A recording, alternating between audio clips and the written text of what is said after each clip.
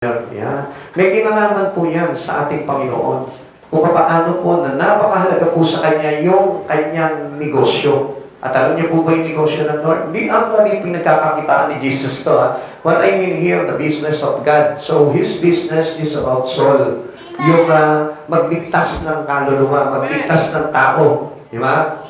Sa kapahamakan tungo sa kaligtasan. So, tingnan po natin ito. Baka mamaya may kinalaman po sa atin to bilang mga tinawag at niligtas din ng ating Panginoon. Okay?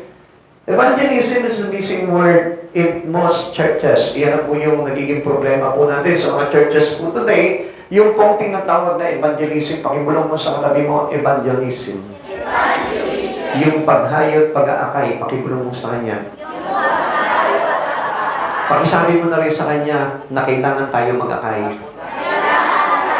Ayan, di ba? Sabi nga po natin, hindi tayo nagpupunta lang dito just to listen the words and to write down all the things in the word, di ba? Hindi lang yan ang ating pagpunta dito, kundi tayo po mismo kailangan magamit tayo ng Panginoon. Okay? Not many churches growing through evangelism. Pero paano po ba? Laking problema po nito ng mga churches po ngayon eh. Ang mga churches po ngayon, hindi na raw lumalago dahil sa evangelismo. So sa madaling salita, hindi pala ito nagiging bunganan ng evangelismo, kundi ang problema po dito, galing na lamang po sa dati po nilang churches. Parang ganun na naman po, no? Kumbaga, parang lipat na lang dito, galing doon, nainis doon, because of their hatred. Yan. So, meaning, it is not from God. Halimbawa, galing ka ng ibang church, okay. Alam ko, meron po mga galing po dito ng ibang church, ano, na meron silang halimbawa na natusok sa puso, kumbaga parang nakurot sa puso, na kung saan ay parang ikinagalit nila, kasama sa loob po nila, forget all the things, and then start from the beginning, in a right beginning in Christ Jesus. So, kalimutan na po natin yon at kailangan maging malaya na po tayo doon sa mga bagay na yun. Merong mga galing sa ibang church, at naging bunga po ito ng paglago ng isang church na kanyang kinamiban ngayon. So, mali po yun. Ano po? Ano po ba yung tama po doon? Kailangan tayo po lahat ay bunga ng evangelismo. So, ibig sabihin, bunga tayo ng mga alagad sa kanilang paghayo, kaya tayo nandito ngayon. So, forget those past church na kinamiban po ninyo. Kalimutan mo na yun. Let's start from a new beginning in Christ. Yung right beginning. Ulitin ko po sa inyo. Kung dati kayong galing sa ibang church, nagalit kayo doon, kalimutan nyo na yun, and then start up in a new way, which is the way of Christ Jesus already. Yung talagang pasimula ng totoo na tinawag ng ating Panginoon. Isipin mo ngayon that you are new, bago ka. Amen? Huwag mong isipin na, tagal na akong Kristiyano. Pero hindi ka naman doon kasi parang nag-bloom eh. Amen? Kaya hindi natin maiko-consider yun na matagal ka ng Kristiyano. Ngayon, pagpasok mo sa isang church, panibago na naman po yun. So, ibig sabihin nun, dinidevelop ng Diyos sa iyo yung talagang maganda at tamang proseso ng iyong paglapit sa ating Panginoon. Kaya napakahalaga po nun. Okay? We have settled down to religious routine. Karamihan po ngayon, because of the missing of evangelism in most churches today, ang nangyayari po nito, tayo po ay para bagang nandun na lamang nakabase doon sa nakasanayan po natin. Amen? Minsan doon na lamang po yung pinagbabasihan po natin. Nasanay na ako sa ganito na lamang. So, hindi po nag-grow yung ating espiritu pag ganun po. No? Increase is mostly through people changing churches. Yan po yung sinasabi ko po sa inyo. Na kaya po tayo minsan nadadagdagan, lumalago, dumadami. Dahil na rin po doon sa paglipat ng ibang mga kapatiran sa ibang mga churches. Kaya ganun po nangyayari. Okay.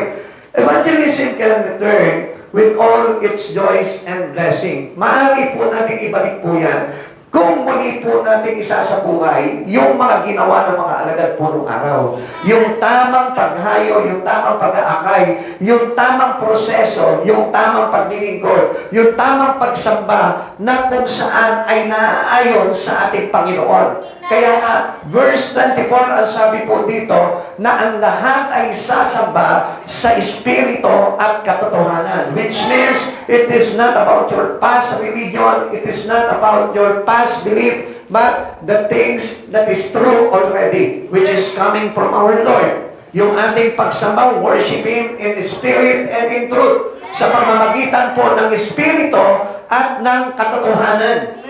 So, ibig sabihin po nito, nandito po tayo ngayon, hindi tayo sumasamba sa Panginoon dahil sa ating laman lang, sa kagustuhan lamang ng laman, kundi sa kagustuhan ng Espiritu na tinanggap natin sa ating Panginoong Jesucristo kung tayo'y nanampalataya sa Kanya. Kaya po, yung mga bagay na yun, kaya po natin ibalik yung pagpapala at kagalakan na yun na tinamasa po ng mga alagad po ng panahon na yun. No? Sa Book of Acts, kung matatandaan po natin, nabasa po natin yun. Okay, let us watch the Master Soul Winner at work. Tingnan po natin kung paano magtrabaho po itong ating Panginoon, ang ating Lord of our soul. Ito po si Jesus. Jesus was the Master of Soul Winning. Siya po yung Panginoon natin, na kung saan ang kanyang purpose talaga is to soul win. Yung tayo po nandito po ngayon na ipanalo ka ng Panginoon, nailigtas ka ng Panginoon. Why you are here today? Absolutely, dahil niligtas ka ng Panginoon. Kaya nga ayaw ng Lord talaga yung nawawala ka sa kanyang tahanan sa kanyang pagsamba. Kaya nga bilin po ng Panginoon sa aklat po ng mga Hebreo, sabi niya po gano'n dito, huwag ninyong kaliligtaan ng mga pagtitipon. Amen? Alam niyo kung bakit? Kasi ayaw ng Diyos na nawawala ka. Kasi pag nawawala ka sa church, ang ibig sabihin yun, you lose your soul in Christ Jesus. Nawawala yung kaluluwa mo kay Kristo. Ibig sabihin po nun, nasasayang yung salvation na ibinibigay sa iyo ng Lord. Kaya nga, apparently, makikita po natin, when you go into the house of God, meaning, God offer you salvation. Yun ang totoong purpose nun. Hindi ka pinaparito ng Panginoon para pagpalain ng iyong buhay mo. Hindi ka pinaparito ng Panginoon dahil gusto niya lang na lumakas yung katawan mo. Kaya ka na parito ngayon dahil gusto niya, iligtas niya yung kaluluwa mo. Yun yung talagang totoong dahilan kung bakit tinawag ka ng Panginoon at dinala ka niya sa kanyang tahanan. Consider this ministry to the woman at the well. Pag-aralan po natin kung paano na parang yung babaeng Samaritana, tayo na nakatagpo ng ating Panginoong Jesucristo. Una, Jesus overcoming physical conditions to win a soul. Ang hirap ng kalagayan ni Jesus dito before He passed through that well at that time. Nung siya po, bago siya dumaan doon, alam niya na nasa panganib na yung buhay niya At hindi po ito yung tamang daanan ng ating Panginoon, yung road routine ng ating Panginoon na dinadaanan niya. Hindi po itong lugar na ito. Pero bakit dito nagdaan itong Jesus ito? Because of His purpose. Because of the important purpose He has. Yun nga, dahil po doon sa Samaritana na yun. Imagine that, hindi ganun kadali yun. Kung bagay, para bagang papunta ka ng Manila pero dumaan ka pa ng Dagupan. Imagine that, pwede ka naman dito na no? Sumakay ka na dito ng Victory Bus. Papunta na ng Manila. Pero bakit? Dumaan ka pa, lumakad ka pa, papuntang Dagupan, at doon ka pa nag-reroute. Amen? So, ganito po yung kalagayan po ni Jesus. Kahit na ano man yung mga bagay na kinakaharap niya, still, ang kanyang layunin ay makapagligtas. So, the same thing with God, if we serve Jesus in our life, kung talaga pinaglilingkuran natin si Jesus, ang purpose ngayon natin sa paglilingkod natin is to win soul. Kasi ito po yung gusto ng Panginoon natin Why you are here today? Bakit ka nandito ngayon? Dahil gusto ng Diyos na ito, iligtas ka, and then after na maligtas ka, kailangan magkaroon ka rin ng puso ng pagliligtas. Amen. This is the love of Jesus in us. Doon mo mararamdaman kung talagang na-receive mo yung pag-ibig ng Diyos. Marami po mga Kristiyano nagkakamali dyan. Akala nila, yung na-receive na nila yung pag-ibig ng Diyos sa buhay po nila. Alam niyo, sa totoo lang, lahat naman tayo is kindly receive the love of God into our life. Pero, ang problema nga po doon, hindi pa kapag-manifest yung love ni Jesus sa buhay mo. Ngayon, to know if the manifestations of the love of Jesus penetrating into you, dito mo malalaman yon yung iyong pag-ibig ang malasakit sa mga kaluluwa na wala pa sa Panginoon. Kaya alam mo, ang isang tao na laging hayo ng hayo, akay ng akay, na-receive niya at naranasan niya talaga yung pag-ibig ni Jesus. Amen. Okay, tignan po natin para for further knowledge about this thing. Makita po natin. John chapter 4, verse 1 to 7. Excuse me. Nabalitaan ng mga Pariseo na si Jesus ay mas maraming nahihikayat na maging alagad at nababautismuhan kaysa kay Juan. Nalaman ito ng Panginoon, bagaman hindi si Jesus mismo ang nagbautismo, kundi ang kanyang mga alagad. Kaya umalis siya sa Judea, bumalik sa Galilea. Kailangan dumaan siya sa Samaria. Dumating siya sa isang bayan na tinatawag na Sicar, malapit ito sa bukid na ibinigay ni Jacob sa kanyang anak na si Jose. Dito natatagpuan ang balon ni Jacob. Dahil napagod si Jesus sa paglalakbay, umupo siya sa tabi ng balon. Halos katanghalian na noon, may isang Samaritana na dumating upang umigib at sinabi ni Jesus sa kanya, maaari bang makiinom? Tingnan niyo po ito, serye na ito. No? Ito pong tagpuan na ito, expected to Jesus na mayroon po siyang mararatnan nun. Amen. Although he come first to that well. Siya po yung nauna doon sa balon na yun, pero he expect na mayroon siyang kakatagpuin doon. Ganon kalakas yung discernment ni Jesus at that time. But remember, he's not God, ha?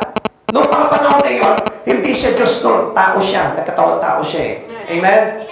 Katulad na natin siya noong mga time na yun na naglilingkod sa ating Panginoon. Amen? Kaya huwag po kayo magtataka doon. Kasi kung minsan, akala po natin talaga dito, Diyos siya eh, kaya niya nagagawa yun. Kaya siya nakapagpapango sa krus kasi Diyos siya eh. Amen? Remember na buhay nga siya eh. Diyos siya. Hindi, tao siya. Tao siya, 100% human and 100% God. Amen? Pero nung bumaba siya dito, 100% tao siya. Amen?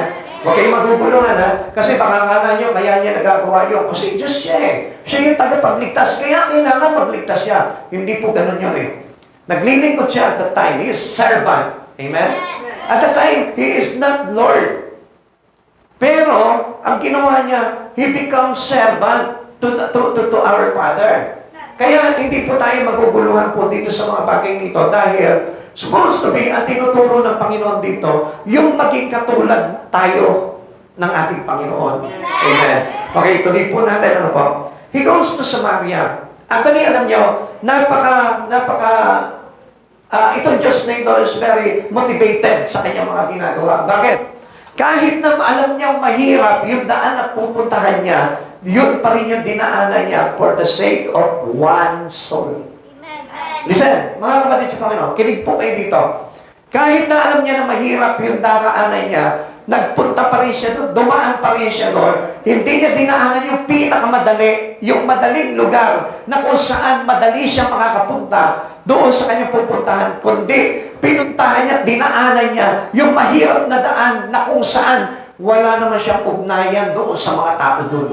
Listen, walang kaugnayan ang Samaritano sa mga Hudyo ng mga panahon na yun. So meaning, mayroong discrimination yun. Amen. Pero doon pa rin siya dumaan sa pag-aakala, sa kanyang ano tawag po dito? Sa kanyang pakiramdam na mayroon siyang maililigtas doon. Amen. Okay, tingnan po natin. Not a prepared route for a Jews at that time. Hindi po yun yung talagang tamang daanan po. To win soul, we must be willing to go out of our way. Kung minsan, ganito po tayo eh.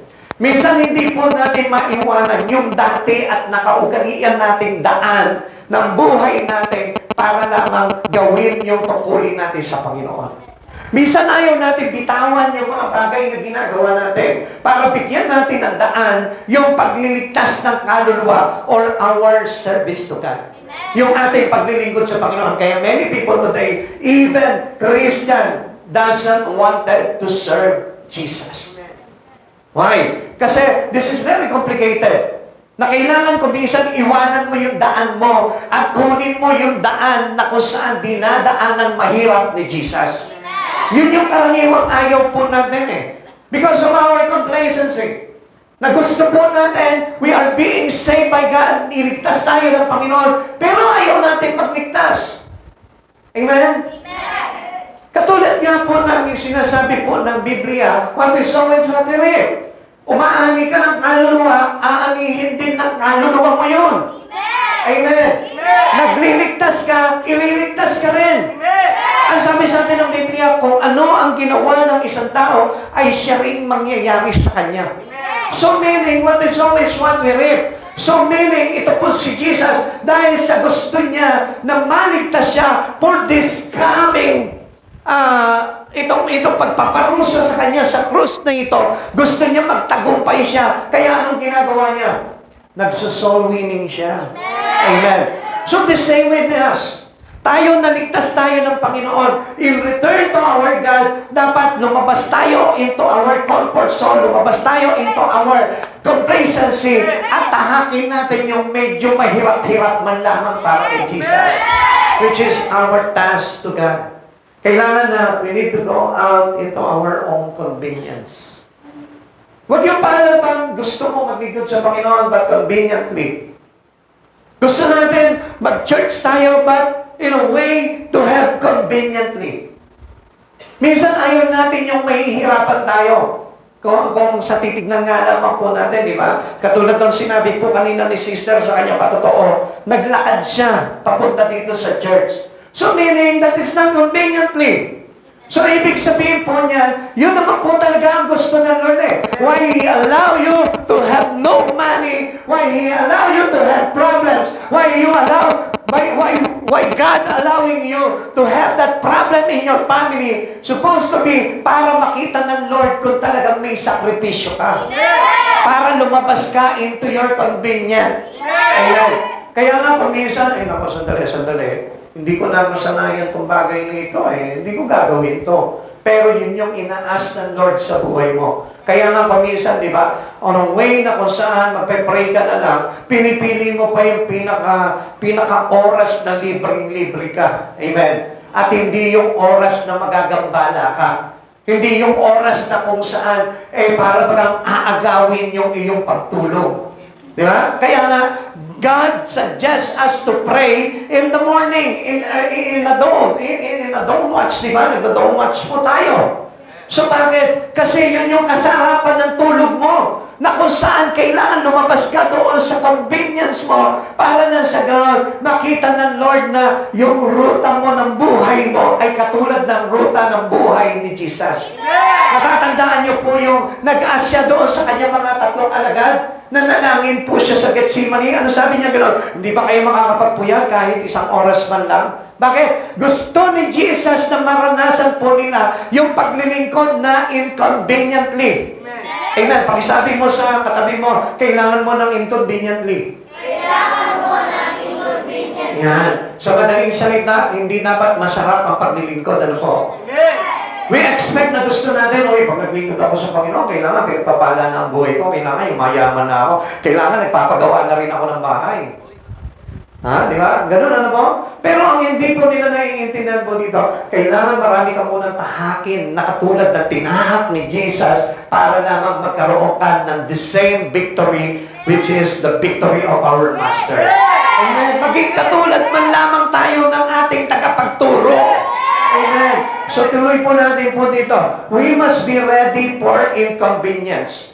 Sabihin mo, we must be ready for our inconvenience. We must be ready for our inconvenience. O sino po dito yung willing na maglakad mamaya pa uwi?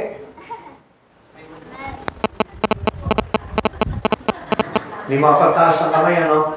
Kasi sabi nila, yung sandali, malayo-layo yung uuwihan ko Extended po yung mga nanay natin, tsaka yung mga tatay natin, huwag po kayo maglalakad Ako mananagot sa Panginoon Kristo pag naglakad po kayo. Kaya, yung mga bata, yung mga malalakas pa yung tuhod. Yun ang sinasabi natin Ito pa mga kunisan, di ba? Yung mga bata, ang lalakas ng tuhod, pero, mainit. Pwede ba mag-tricycle na tayo? Lapit-lapit lang, dyan lang naman sa kanto. Diba? Ayaw nilang lumabas doon sa kanilang convenience Parang gusto nila laging masarap. Ako na, ayoko, mangingitim ako. Diba? Parang ganun Namuti nga yung kanyang kutis, nangitim naman yung kanyang kaluluwa. Diba? Sa sobrang convenient na hinahanap niya, ano nangyari? Umitim yung kaluluwa, okay, pumuti ka nga, pumilis ka nga. Pero ang problema niyan, para tayo nung sinasabi ng Biblia, na para tayong isang nicho na puti sa labas, pero itim sa loob. Amen. Kaya nga, gusto ng Panginoon po dito, hindi po tayo maging convenient sa ating paglilingkod sa Panginoon. Diba? Kaya nga, kung mapapansin natin, bakit ganito? Kung sino pa yung naglilingkod sa Panginoon, siya pa yung daming problema. Why? Kasi we need to experience what Jesus experienced. Gusto ng Diyos na ito, ikaw mismo magsakripisyo ka. Mayaman ka, matutuo kang maghirap. Amen? Ngayon, hindi naman kabaligtaran na mahirap ka, matuto kang magyaman. Hindi naman gano'n, ano? Ang ibig sabihin na, sige, sabihin natin, sosyalera ka, anak ka ng mayaman, abay, kailangan din maging alipin ka. Umawa ka ng watch tambo, umawa ka ng daspan, umawa ka ng panlagpaso. Paglingkuran mo ang Diyos sa buhay mo. Kung sa tahanan mo, ikaw yung pinaglilingkuran ng mga nanay at tatay mo. Ngayon naman, dapat sa tahanan ng Diyos, ikaw ang maglingkod sa ating Panginoon. Amen. This is how we go out into our convenience need. Ito yung paraan na kung saan ipinapakita natin ng Panginoon na we are willing to get out into our convenience. Kaya nga ipakita natin sa Panginoon po yung bagay na yun. Changing our plan schedule. Isang bagay po yan. Hindi po yung laging, ay, Pastor, kailangan ito po yung ano. Nagsasabit ka ng iyong schedule, ano? Ay, Pastor, naku, tatama sa schedule ko yan. Naku, hindi mo na ako pwede mag-church ngayon. Alay. Aray tayo dyan, ano po? Akala natin pa pwede po yun sa Lord, no? Hindi pa pwede po talaga yan. Supposed to be talagang hindi pa pwede. Kailangan na masunod talaga ang kalooban ng Diyos because He is our Master. Always keep in your mind that Jesus is our Master and He is not a servant for us. Hindi po siya alipin natin na kailangan na kontrolin natin kung ano yung gusto natin at ipapatupad natin na kailangan ayuda ng Diyos. Hindi po yun. Kailangan lumabas po tayo doon sa ating plan schedule ng buhay po natin. Amen. Kahit na ano pa sagasaan sa buhay mo, kailangan better to obey the command of God into you. Obey the schedule that given to you by God. Kailangan mo sundin yun dahil kailangan na matuto kang sumunod sa ating Panginoon. Pansinin mo, if Jesus is your Master, why you are the one God's obeying? Pansinin niyo mabuti po yan. Bakit ganon? Baligtad. Tayo yung sinusunod ng Diyos, instead na tayo dapat yung sumunod sa Diyos. Hindi niyo po ba nakita po yun?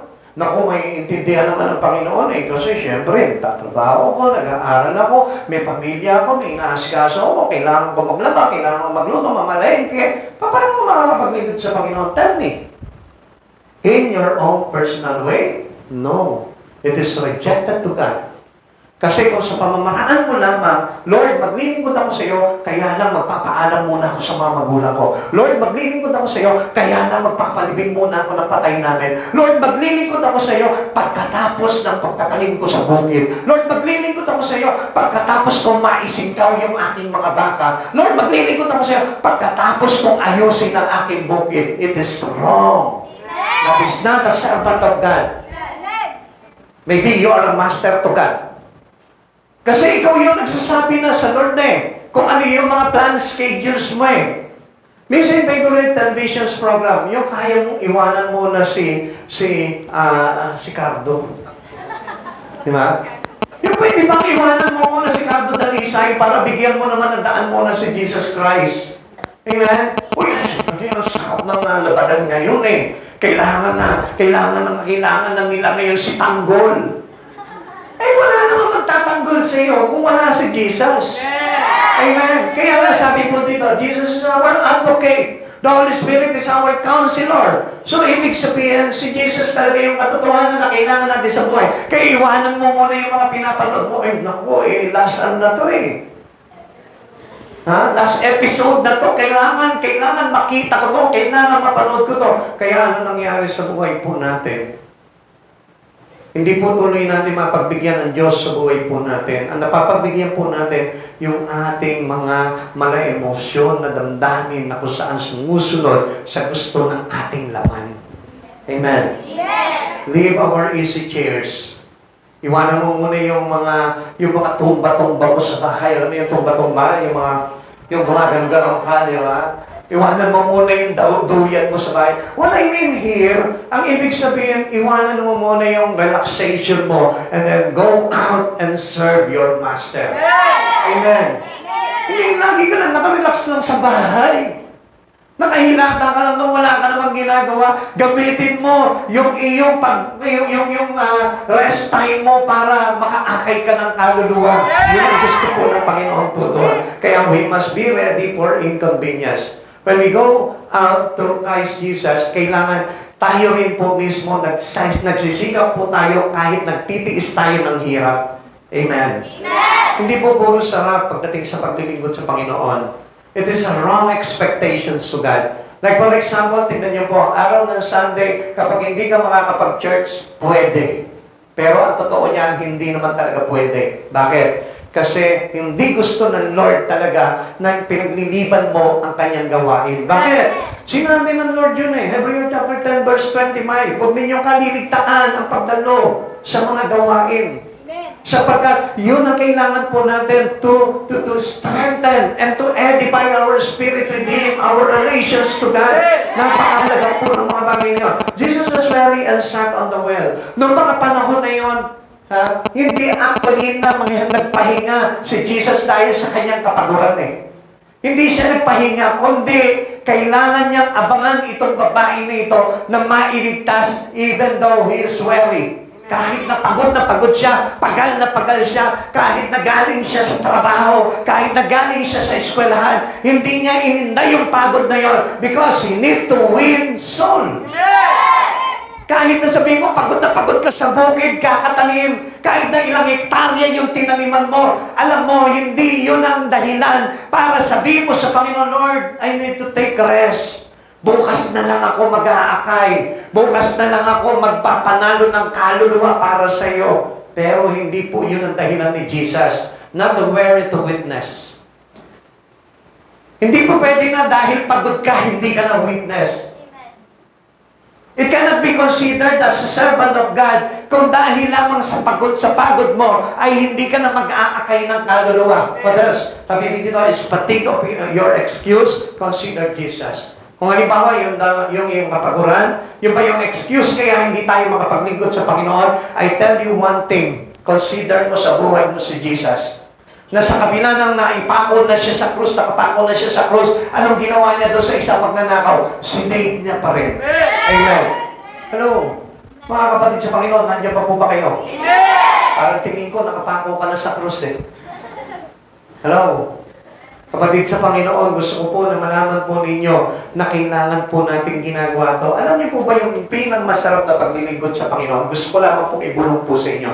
Ang masarap na paglilingkod sa Panginoon, hindi yung libre ka, kundi yung busy ka. Yung marami kang ginagawa, yung marami kang problema, yung may karamdaman ka, yung meron kang mga problema sa tahanan mo, yung meron kang mga babayaring mga utang, yung meron kang kakulangan at kawalan sa buhay mo, yun yung pinaka-the best time para maglingkod ka at magpanalo ng kaluluwa para kay Kristo. There is no exemption. There is no excuses. Kaya nga alam niyo sa mga Kristiyano, nasanay po mga Kristiyano ngayon, ang daming reason. That's why many pastor today, ang tawag nila sa reason is what? Anong tawag ng mga kapastoran ngayon sa reason ng isang Kristiyano? Pakilangas. Demons. Bakit? Kasi yan yung demonyo na pumuposte sa'yo kung bakit hindi mo maibigay yung buhay mo kay Yesu Cristo. Ang dami mong dahilan. Amen. Naku, hindi mo na ako makakapag-church ngayon. Marami ako. Gabundok yung labahin ko. Hindi po ba demonyo yun na pumipigil sa'yo? Sino po ba yung pumipigil sa'yo para sumamba ka sa Panginoong Yesu Cristo? Tell me. Yung asawa mo, hindi yung asawa mo pumipigil sa'yo. Hello? Gising mga kapatid, hindi yung asawa mo ang pumipigil sa'yo, hindi yung anak mo, hindi yung magulang mo, yung demonyo. Kaya nga kahit walang pumipigil sa'yo, makikita mo magkakaroon ka ng dahilan sa buhay para hindi ka makapag-church. Ay, ako, may aalagaan akong bata Wala mag-aalaga sa bata. Kaya hindi mo na ako makakapag-church. That reason is demons. Amen. Siya yung itinalaga sa iyo ni Satan para bantayan ka at pigilan ka sa paggawa mo sa ating Panginoon. Consider Jesus in your life.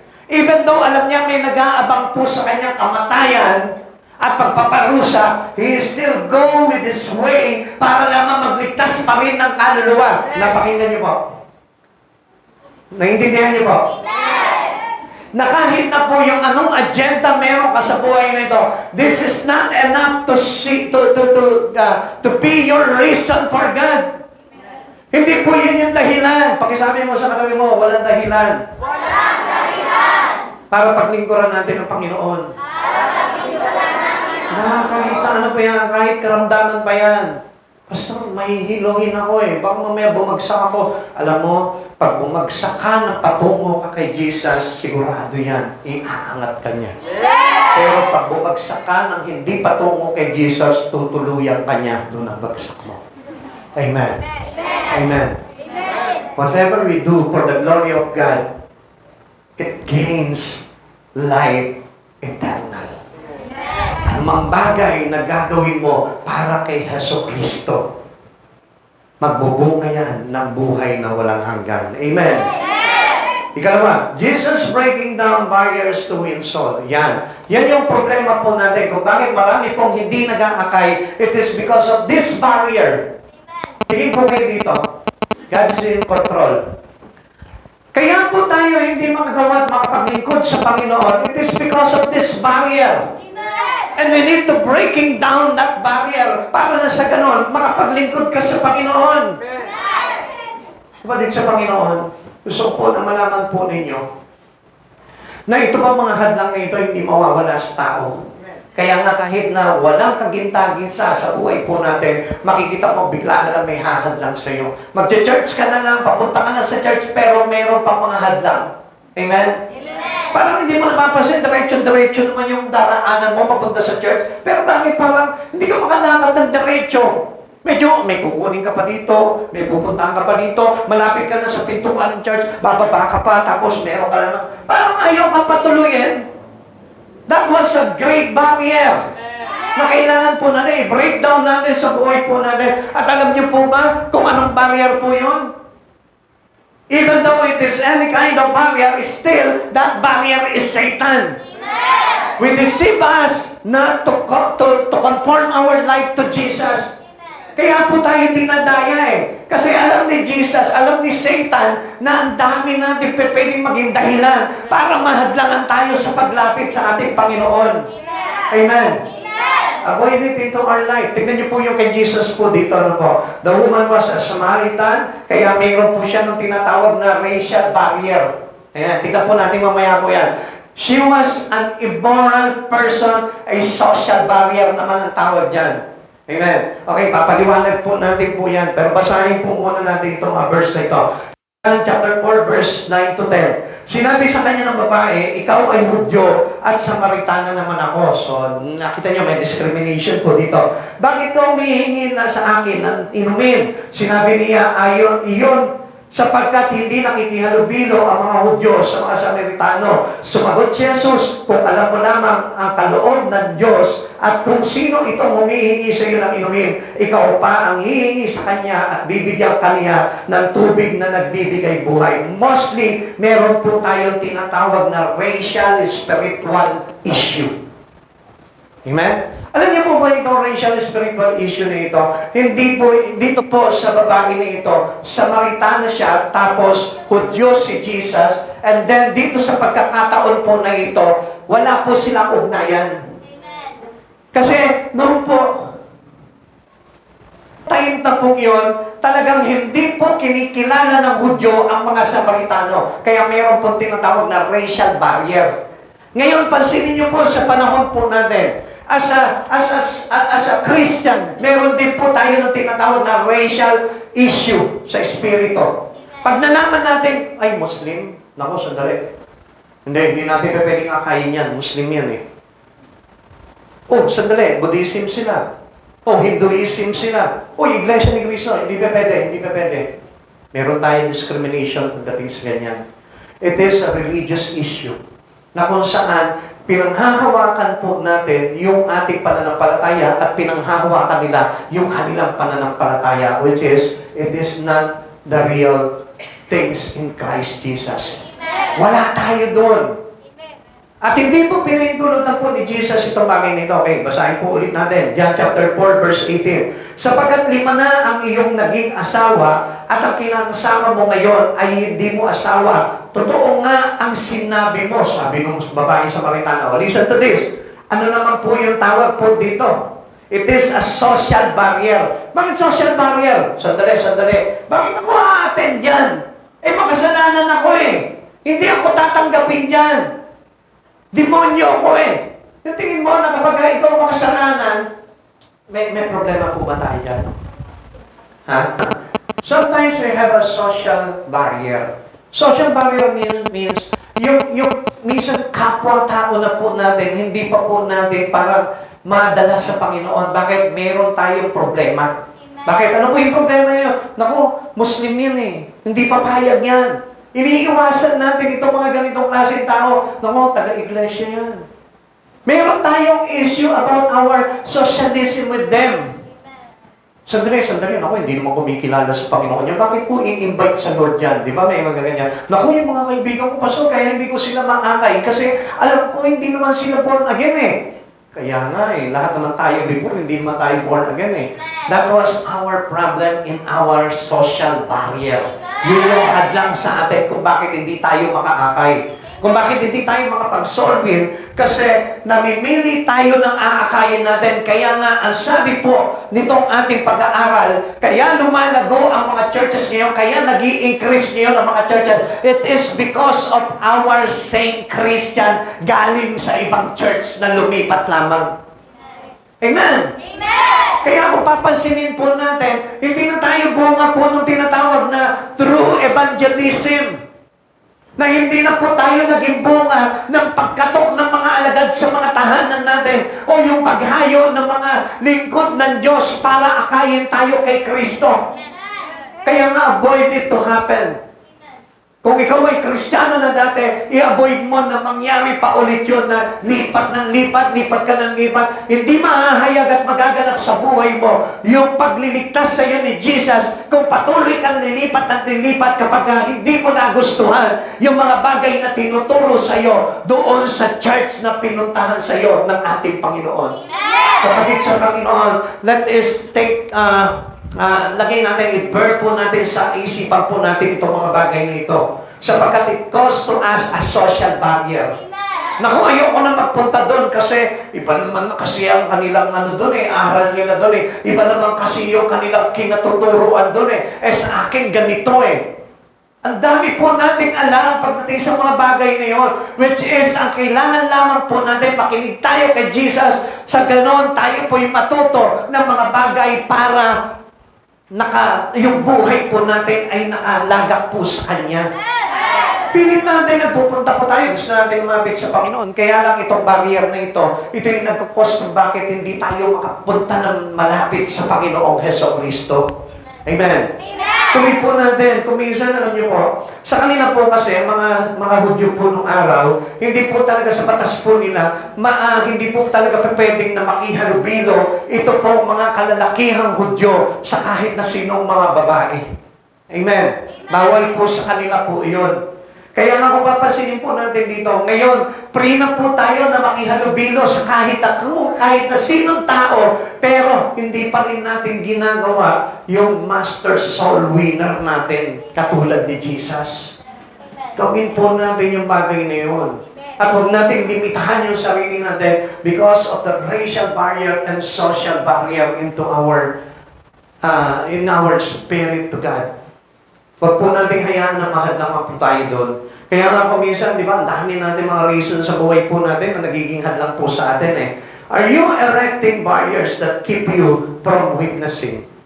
Meron po ba na halimbawa na namumuo sa buhay mo na kung saan humahadlang sa iyo para maging saksi ka kay Kristo, maging ikaw ay tagapaglingkod ni Jesucristo? Ano po ba itong mga bagay nito? Ang dami po niyan sa buhay po ng tao. Nakikinig pa po ba kayo? Nandiyan pa po ba kayo? Kaya maraming tao hindi po talaga makapaglingkod-likod sa Panginoon dahil dito sa mga barriers na ito, sa mga hadlang na ito na lagi na lang, pag isang lakbang mo, nandyan na nakaharang na agad. Basta nagde-decide ka na lumapit sa Panginoon, nandyan na haharang na agad itong barriers na ito. Break the barriers into your life. If you want to go with Jesus, if you want to close to Jesus, break mo yung barrier na yun. And that barrier, minsan tayo na rin yung gumagawa ng harang na yun eh. Ikaw na yung bumubuo sa isipan mo nun. Kung bakit ba parang sinasabi mo na, naku, hindi ako makakapag-church ngayon kasi hindi maganda yung susuotin ko eh. Wala akong bagong nalaban. Wala akong isusuot na planchado. Ikaw na yun nagbubuo sa isipan mo. Kaya ang daling makagawa ng barrier ni Satan sa buhay po natin dahil na rin sa ating maling kaisipan. Kaya nga, ano sabi ni Pablo? Ang turo ni Pablo, nothing can depart us from the love of Jesus. Walang makakapag-iwalay sa akin sa pag-ibig ng Diyos.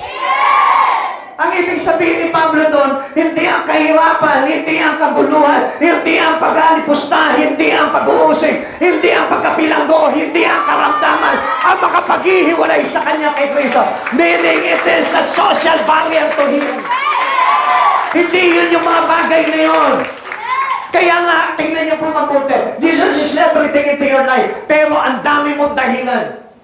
Sabi mo kaya hindi ka makapag-church dahil may karamdaman ka. Don't you ever know that Jesus is our healer? Siya yung manggagamot eh. Kaya nga mas lalo mong kailangan na i-break yung barrier mo para magpagaling ka ni Jesus. Sabi mo, I have lacking for something, lacking for anything, lacking for money, lacking for needs in my life. Eh si Jesus yung lahat-lahat. He is the one who provide everything into our needs. Pero ano nangyayari? Sinasabi mo, naku, wala kasi akong ganito eh. Hindi ako makakapag-church. Wala akong ganito. Wala akong ganyan. Hindi ako makakapag-church. Kaya ano nangyayari? Hindi ka talaga magkakaroon dahil yung magbibigay sa iyo ay hindi mo maabot at mapuntahan. Bakit? Kaya nga sinasamantalan ng diablo yun sa buhay mo. I have no time. Minsan sinasabi natin, busy ako, wala akong panahon. Kaya nga si Jesus mismo, nawawalan din ng panahon sa iyo eh. Kaya kung minsan, ano sinasabi ni Jesus? Anak, hindi kita mapagbigyan kasi wala kang panahon sa akin eh.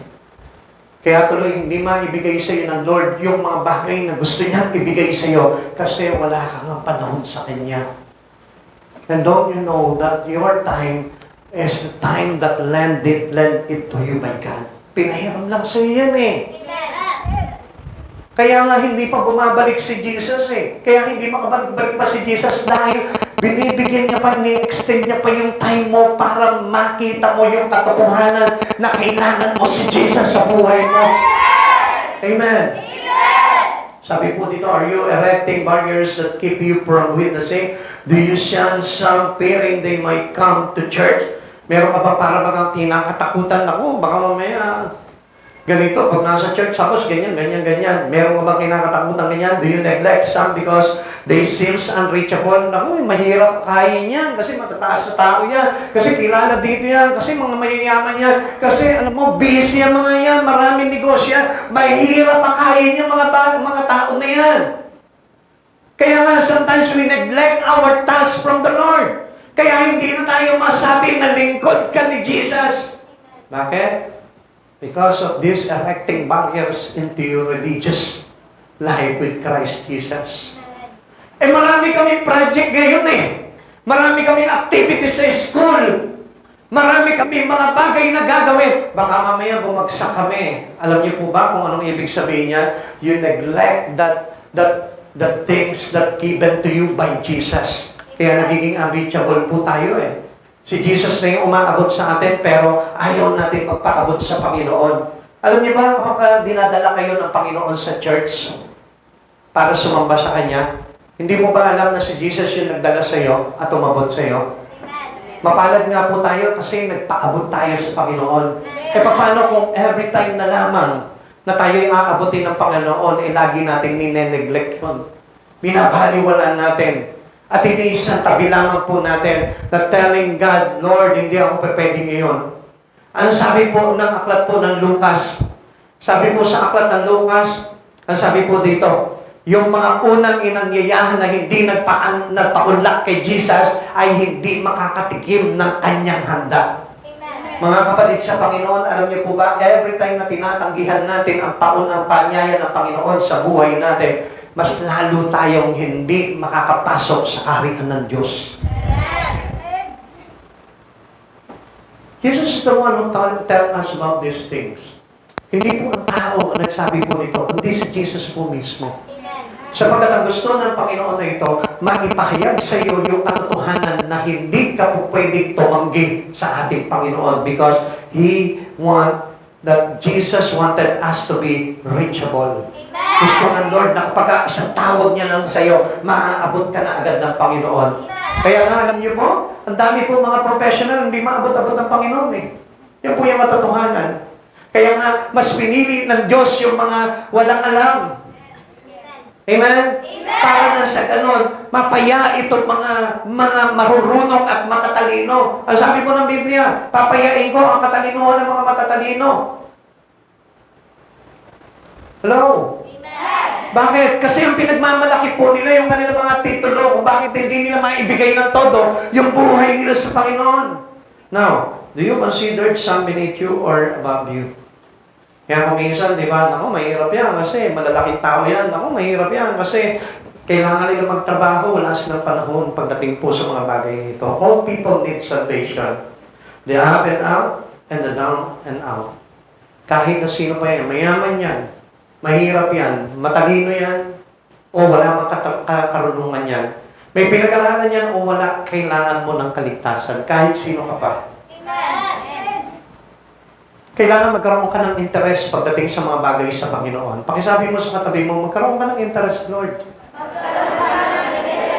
Kung sa tingin mo na walang halaga sa iyo itong bagay nito, I tell you, kailangan mo itong bagay nito sapagkat walang isa man sa atin ang hindi kakatok sa pintuan ng langit pagdating ng araw. Anong gusto mo? Nagagawin ni Jesus pag kumatok ka sa langit. Open wide the door for you or open the door and kick you down. Come on, mamili ka mga kapatid sa Panginoon. Siguro ayaw mo naman masipa pababa ng ating Panginoon. Then, gawin mong mahalaga itong bagay na ito sa buhay mo. Sapagkat walang pinakamahalaga sa buhay ng tao, kundi yung masecure niya yung kanyang kaligtasan na ibinibigay sa kanya ng Panginoon. Whoever you are, kahit sino ka pa, kahit sabihin mo, mayor ka nitong mga tarim, I tell you, you need salvation.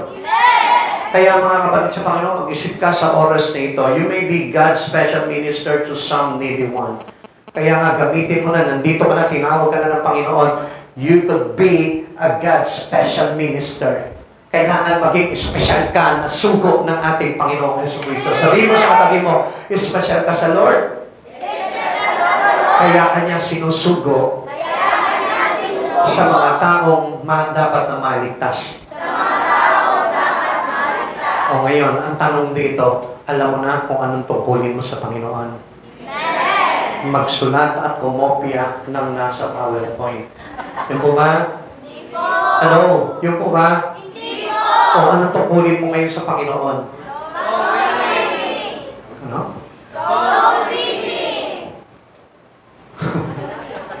Maging espesyal na sugo para kay Kristo. Amen?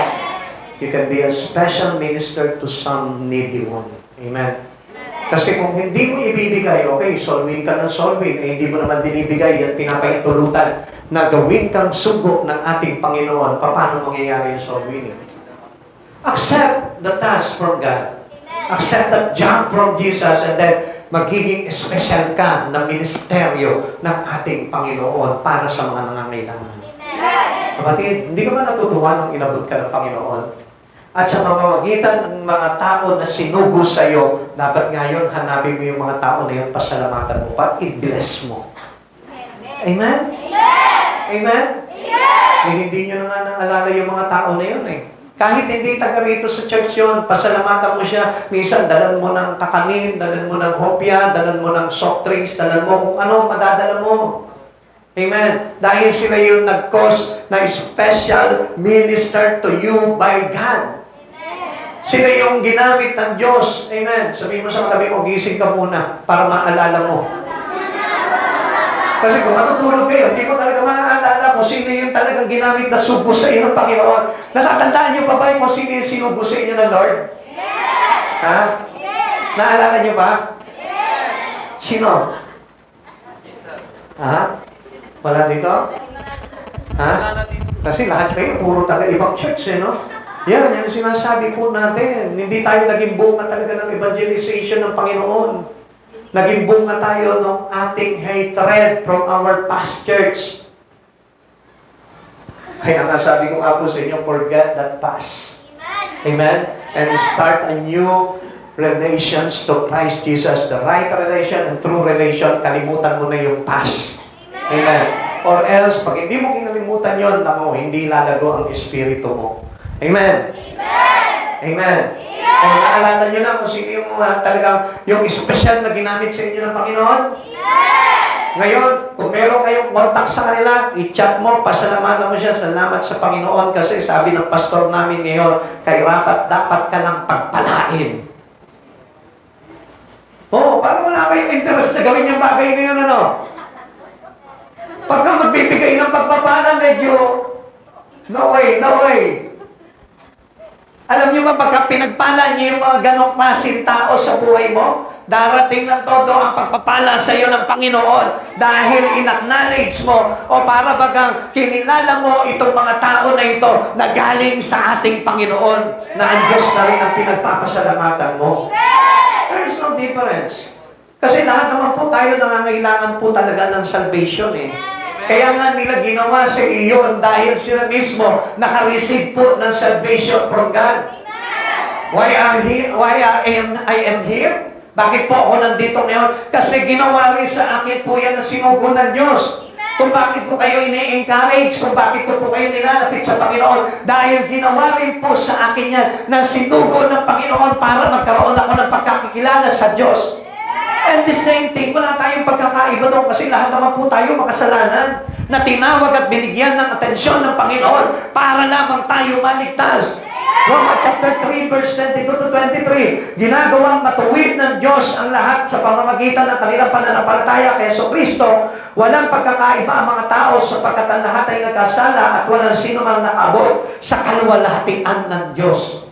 Kaya lagi niyong tatandaan, mahirap man, mayaman man, may pinag-aralan man, wala, may pera man o wala, malaki ang bahay o maliit man, ha? Magbubukid man yan o magbobote o nambobote.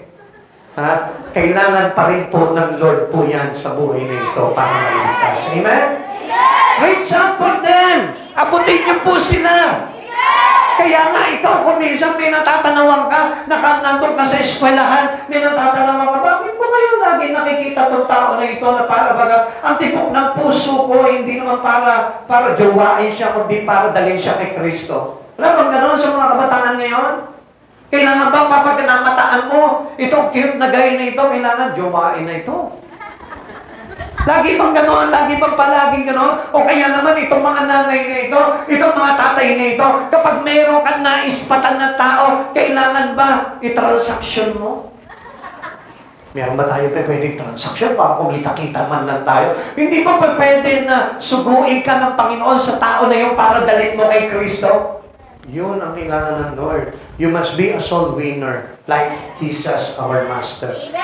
Kailangan po natin yun. Okay, Jesus making the message simple to win a soul. At dapat ito lamang. Hindi mahirap eh. Pastor, konti lang yung mga words ko eh. Pastor, konti lang nalalaman ko eh. Bago pa lang ako umaatin ng church. Hayaan mo, kapag 10 years na ako sa church, wala na ako dyan. Ganun po kayo? Hindi. Pag 10 years ka na sa church, hindi na kailangan. Kundi yung first week mo pa lang, first month mo pa lang, mag-akay ka na, magpasugo ka na, magpagamit ka na kay Jesus. Because the message is simple. Simple lamang naman yung mensahe ng kaligtasan para makapagpanalo tayo ng kaluluwa eh. Sabi po ng verse 13 to 14, sumagot si Jesus, ang bawat umiinom ng tubig na ito, muling mauuhaw, ngunit ang sino mang uminom ng tubig na ibibigay ko sa kanya, ay hindi na muling mauuhaw kailanman ang tubig na ibibigay ko ay magiging batis sa loob niya at patuloy na bubukal at magbibigay sa kanya ng buhay na walang hanggan. Sasabihin mo lang sa kanya yung God's love. Bubukal na sa kanya yung tubig na nagbibigay buhay. Wala ka nang dapat na gawin. Hindi ka na kailangan mag-tumbling sa harapan niya to impress Him.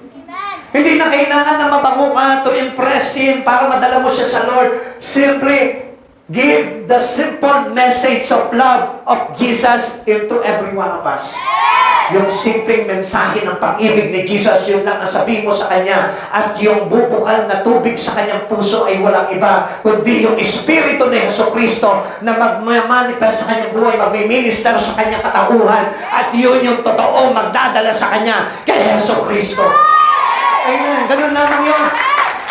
Uy, nasa yung palakpak ng mga interesado doon. Para wala yata yan, praise the Lord.